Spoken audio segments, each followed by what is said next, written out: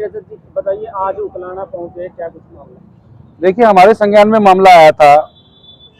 उकलाना के एक सरकारी स्कूल में एक 10वीं क्लास के अनुसूचित जाति बच्चे के साथ छुआछूत की घटना हुई है। बच्चे ने प्यास लगने की वजह से अपने टीचर की पानी की बोतल से पानी पीने का प्रयास किया था। उसका पता चलने पर टीचर ने उसकी छाती पे पैर रख के उसको जाति सूचक गालियां बकते हुए उसको अपमानित किया बच्चे को। इस मामले में थाना उकलाना में एफआईआर दर्ज है। एफआईआर दर्ज हुए 15 दिन हो चुके हैं और एफआईआर SC/ST एक्ट और जुनाइल जस्टिस एक्ट जैसी गंभीर धाराओं में दर्ज है। यहां के डीएसपी जांच कर रहे हैं। आरोपी टीचर के बड़े राजनीतिक रसूख बताए जा रहे हैं, जिसके चलते उसकी गिरफ्तारी नहीं हो रही है और जिसके चलते डीएसपी भी और यहां की लोकल पुलिस बड़े दबाव में है।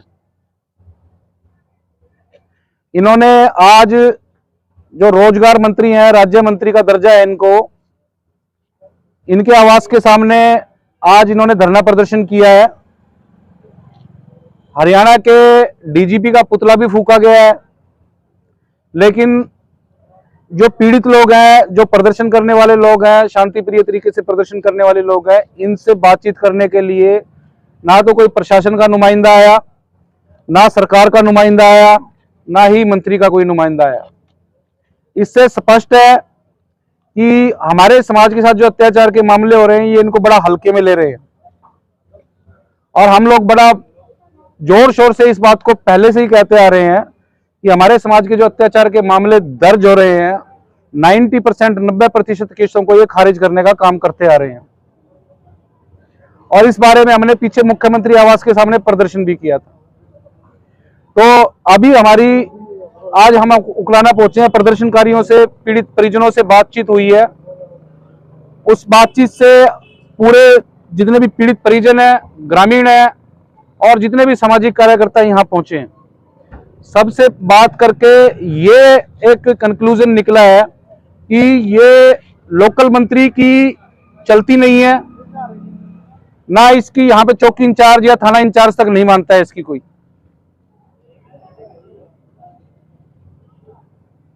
पुलिस के ऊपर जब तक न्यायपूर्ण कार्रवाई करने के लिए ऊपर से आदेश नहीं आएंगे, ये कार्रवाई नहीं करेंगे। पुलिस सरकार की दमनकारी नीतियों का एक टूल है। हमारे समाज का दमन किया जा रहा है और पुलिस के द्वारा करवाया जा रहा है। जब पुलिस कार्रवाई नहीं कर रही है तो इसका मतलब पुलिस करवा रही है। तो इस मामले में कार्रवाई कराने के लिए साथियों ने बताया कि मुख्यमंत्री महोदय पहुंच रहे हैं यहां पे परसों। तो इन सभी का सामूहिक निर्णय है कि परसों मुख्यमंत्री महोदय मनोहर लाल खट्टर को ये काले झंडे दिखाने का काम करेंगे। अगर in the mean time police उसको अरेस्ट कर लेती है, आरोपी को, तो इस जो हमारा डिसीजन है काले झंडे दिखाने का, उसको हम विड्रॉ भी कर लेंगे। सर, पीड़ित की माता लगातार बयान दे रही है कि मेरे ऊपर समझौते के लिए दबाव बनाएगा। हर केस में जहां भी अत्याचार के गंभीर मामले हैं, चाहे वो हत्या का है, चाहे रेप का है, चाहे किसी अन्य जाति सूचक अपमान का है, इन मामलों में गांवों की खाप पंचायतें, पुलिस विभाग के अधिकारी, यहां तक कि जांच अधिकारी भी समझौते के लिए दबाव बनाते हैं। और हम लोग जब भी समाज को जागृत करने का काम करते हैं, उनके अधिकार कानून बताने की बात करते हैं, हम लोग उनको यही बताते हैं हमेशा कि अगर आप मुकदमा दर्ज कराओगे तो आपके ऊपर निश्चित रूप से दबाव आएगा, सरकारी दबाव भी आएगा, पुलिस के मार्फत भी आएगा। गांव की खापे पंचायतें भाईचारे के नाम पे दबाव देने का काम करेंगी। आप उन दबावों को सबको अपने ऊपर से हटाएं, उनको ना माने और अपनी कार्रवाई पर ध्यान दें। इस मामले में भी मेरी पीड़ित परिजनों से मुलाकात हुई थी। उन्होंने भी मुझे बताया कि दबाव आ रहा है और यहां तक कि धमकियां भी आ रही हैं। तो हमने कहा कि इस मामले में अगर आपको धमकी आ रही है तो पुलिस में कंप्लेंट करें, चाहे पुलिस कार्रवाई करे चाहे ना करे, लेकिन एक बार शिकायत जरूर करें।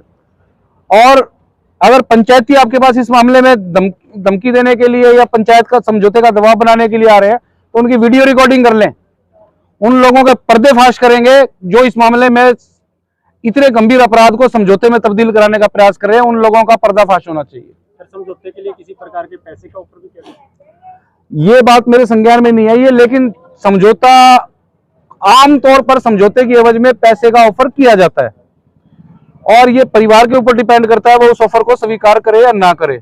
लेकिन जहां तक इस मामले में मेरी पीड़ित परिजनों से बात हुई है, उनके ऊपर समझौते का प्रेशर आया है, पैसे वैसे का आया है ये मुझे नहीं पता, लेकिन मुझे यकीन है कि वो इस मामले में समझौता नहीं करेंगे, वो अपने न्यायपूर्ण कार्रवाई के लिए आगे संघर्ष करते रहेंगे। शिक्षा विभाग की तरफ से एक कमेटी बनाई गई थी, उसने अपनी रिपोर्ट जो पेश कर दी, क्या आपके नॉलेज में है कि उसमें क्या कुछ किया गया है? शिक्षा विभाग की रिपोर्ट मेरी नॉलेज में नहीं है, क्या उसमें रिपोर्ट में आया है क्या नहीं आया, लेकिन क्योंकि मामला अब एक संविधान के तहत स्थापित कॉन्स्टिट्यूशनल इन्वेस्टिगेटिंग एजेंसी के अधीन है, जो पुलिस है जांच कर रही है, संविधान के कानून के मुताबिक जांच कर रही है, और जब मामला जांच के अधीन हो पुलिस के द्वारा तो कोई ये छोटी मोटी डिपार्टमेंटल इंक्वायरी जो है ये इससे कुछ फर्क नहीं पड़ता, चाहे वो आरोपी के पक्ष में हो चाहे खिलाफ हो। सर, अगस्त की बात करें तो ये दूसरी घटना है अनुसूचित समाज की। अगर बात करें तो 15 अगस्त के दिन संविधान निर्माता की फोटो जो है वो जलाई। देखिए, आप केवल एक हल्के की बात कर रहे हैं, अगर आप हरियाणा की पूरी को उठा के देखें तो हो सकता है पूरे हरियाणा की 15 इस अगस्त महीने में ये 100 या 150वीं घटना हो।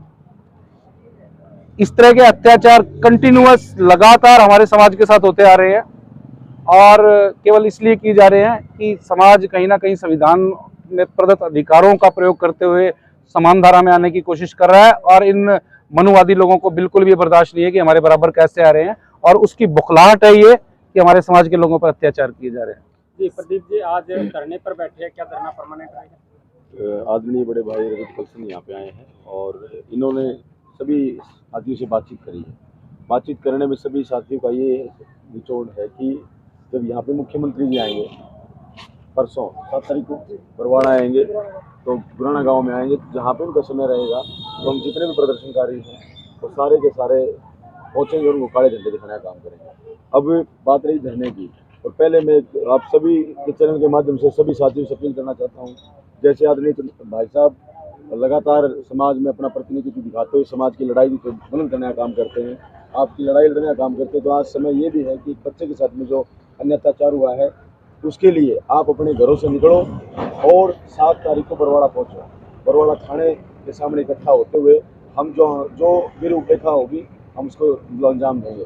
अगर मुख्यमंत्री को काले झंडे नहीं दिखाएंगे हम लोग, अगर उसको गिरफ्तार कर लिया गया, ये धरना एक बार हम डिस्कस करेंगे, उसके बाद देखेंगे कि धरना लगातार चलाया जाए या रोका जाए, क्योंकि भाई साहब आए हैं, उनका एक अपना एक वजूद है काम करने का, संघर्ष करने का, इनसे डिस्कस करके देखेंगे कि एक धरना चलेगा या फिर हम यहाँ से मतलब इसको उठाएंगे। तो आपके चैनल के माध्यम से फिर मैं एक अपील करता हूँ पूरे समाज के लोगों से कि 7 तारीख को ज़्यादा से ज़्यादा संख्या में बरवाड़ा पहुँचे, ठीक 10 बजे हम वहीं पे मतलब जो हम इसके दरवाजे पे धरना देने से अच्छा है तहसीलदार के आगे बैठ जाओ, उसकी ज़्यादा चलती है। तो बिल्कुल सर, इसके क्या फायदा है?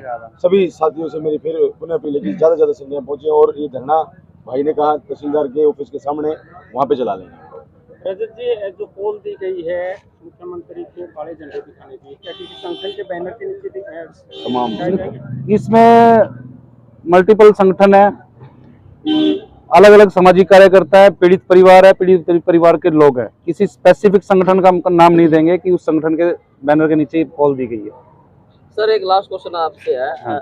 हिंदू राष्ट्र की बात है, यहाँ पर बार बार जो बीजेपी सांसद हो या बीजेपी के लोग हो या बीजेपी के विधायक हो, कोई भी हो, बार बार कह रहे हैं। 15 अगस्त को विवेक देबरॉय है जो प्रधानमंत्री के मुख्य सलाहकार आर्थिक विश्लेषण के, वो कहते हैं कि संविधान बदलने की जरूरत है। ये है जो इस पे आपकी क्या राय है सर? और फिर ये ऐसे ऐसे मामले हरियाणा में देखने को मिल रहे हैं, SC/ST है या फिर माइनॉरिटी है। जो हिंदू राष्ट्र की बात करता है वो देशद्रोही है, जो संविधान जलाने की बात करता है वो देशद्रोही है, जो संविधान बदलने की बात करता है वो देशद्रोही है। आप लोगों को पता होना चाहिए कि भारत के संविधान की प्रस्तावना में प्रेम्बल में भारत के लिए सेकुलर वर्ड यूज किया गया है। सेकुलर वर्ड का मतलब भारत देश का कोई सरकारी धर्म नहीं होगा, कोई भारत देश का कोई धर्म नहीं है। सभी धर्मों के लोगों को यहाँ पर समान तरीके से रहने की इजाजत दी गई है, उनको अपने धर्म का प्रचार करने की इजाजत दी गई है। लेकिन इसका मतलब ये नहीं है कि आप लोग पिछले 5, 7, 10 सालों से सत्ता में आ गए और उस सत्ता के नशे में आके आप पूरे भारत देश के धर्मनिरपेक्ष ढांचे को बदलने की बात करते हो। आप भारत देश के ढांचे को एक विशेष धर्म में रंगने की बात करते हो, और जो संविधान सभी धर्मों के लोगों को, सभी कास्ट के लोगों को, सभी संप्रदाय के लोगों को बराबर अधिकार देने की बात करता है, आप उस संविधान को बदलने की बात करते हो। यह संविधान की धारा दफा 124 और 121A के तहत गंभीर अपराध है। ऐसे लोगों के खिलाफ मुकदमे दर्ज होने चाहिए, चाहे वो प्रधानमंत्री का सेक्रेटरी हो, चाहे वो आरएसएस का हेड हो, चाहे कोई भी कितनी बड़ी हस्ती हो, कानून के सामने संविधान के मुताबिक सारे बराबर हैं।